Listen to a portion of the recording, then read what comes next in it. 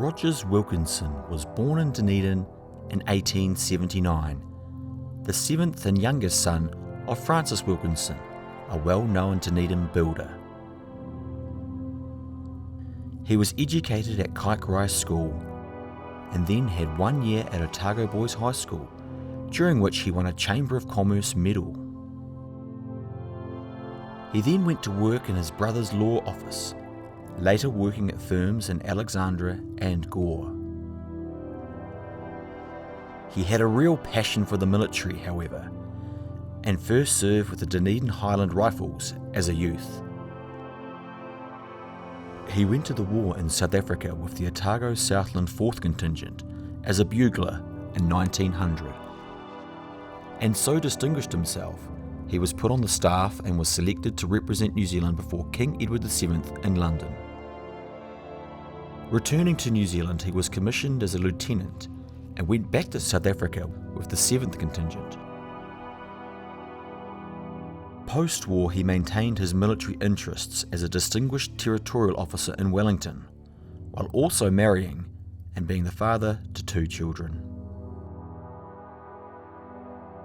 When war broke out again in August 1914, he was one of the first to volunteer in Wellington and was sent to Samoa in charge of a Maxim gun detachment.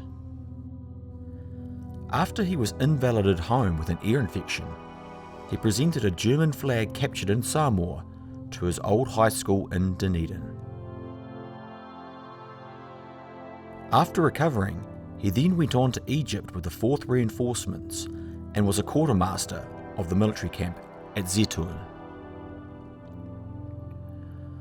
He deployed to Gallipoli with the 5th Reinforcements on 30 July 1915, taking charge soon after of the 8th Southland Company of the Otago Infantry Battalion.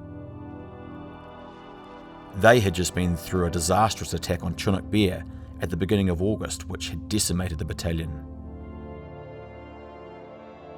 Rogers became a casualty himself on 13 August, with severe shrapnel wounds to the face, probably at Rhododendron Ridge, where the Otagos were entrenched in defensive positions just below the summit of Chunuk Bair.